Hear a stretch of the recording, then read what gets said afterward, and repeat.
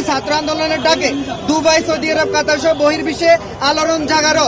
আমরা সেই প্রবাসী শ্রমিকরা দীর্ঘ 6 মাস থেকে উপদেষ্টা সরকার গঠনের পর থেকে আমরা স্বরাষ্ট্র, পররাষ্ট্র এবং কি প্রবাসী কল্যাণ মন্ত্রণালয়ের দায়িত্বে যিনি আছেন উপদেষ্টা আসিফ নজরুল স্যারের সাক্ষাতের জন্য আমরা ধারে ধারে গিয়ে 4 বারের মতো আমরা প্রতারিত হয়েছি। আসিফ নজরুল স্যার আমাদের সাথে বসবেন বলে একবারও আমাদের সাথে বসেননি। এর পরিপ্রেক্ষিতে আমরা বহির্বিশ্বের প্রবাসীরা মিলে এক হয়ে আজকে এই আন্দোলনে ডাক দিয়েছি।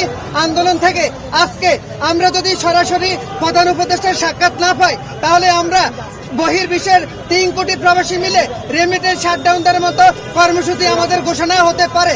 এর পরিপ্রেক্ষিতে আমাদেরকে ডিজিএফআই থেকে, এনএসআই থেকে আশ্বস্ত করা হয়েছে যে আমাদেরকে 12টার পরে উপদেষ্টা স্যারের সাথে সাক্ষাতের একটা সুযোগ করে দেবে। তাই উপদেষ্টা, প্রধান উপদেষ্টা স্যার প্রফেসর ইউনূস স্যার, এই মর্মে আমরা এখন পুলিশ প্রশাসনের সাথে আমরা 5 জনের প্রতিনিধি দল আমরা যাচ্ছি।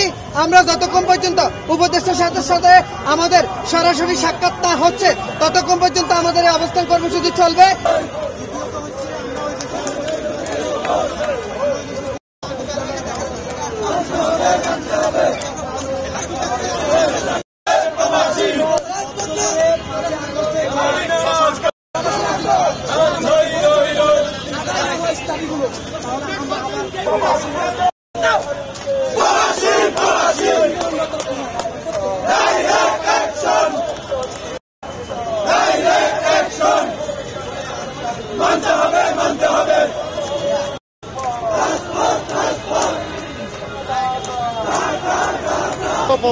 প্রবাসীদেরকে পুনর্বাসন করা। দ্বিতীয় যে দাবিটা হচ্ছে, আমাদের আমিরাতে নো এন্ট্রি দেওয়া হয়েছে। আমাদের জন্য সরকার প্রধান ওই দেশের সরকার প্রধানের সাথে কথা বলে আমাদের নো এন্ট্রি উঠানোর ব্যবস্থা করে। আমরা আপনাদের জ্ঞাতার্থে বলতে চাই, ইতিপূর্বে পাকিস্তানের সরকার প্রধান তাদের দেশের নাগরিকদের জন্য এই কাজটা করেছিলেন। যেহেতু সে আমাদের সামনে উদাহরণ আছে, আমাদের ডক্টর ইউনূস সাহেব আরো বেশি গ্রহণযোগ্য ব্যক্তি, আমাদের এই দাবিটি পূরণ করানো সম্ভব যদি উনি বিষয়টা নিয়ে কথা বলেন।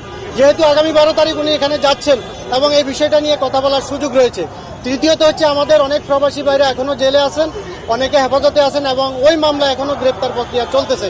আমরা চাই যে সরকারি উদ্যোগে ওই মামলাটা প্রত্যাহার করানোর জন্য অনুরোধ করা হোক, যাতে করে আমাদের নতুন কোনো প্রবাসী আর এই মামলায় না ফাঁসে এবং ক্ষতিগ্রস্ত না হয়। চতুর্থত হচ্ছে যে, আমাদের বিরুদ্ধে যারা ষড়যন্ত্র করেছিল ওই দেশের আওয়ামী লীগের বিভিন্ন পর্যায়ের নেতা, বিভিন্ন কূটনৈতিক, তাদেরকে তদন্তপূর্বক আইনের আওতায় এনে শাস্তির ব্যবস্থা করা। সর্বশেষ আমাদের যে দাবিটা, আমাদের প্রধান উপদেষ্টার সাথে সাক্ষাৎ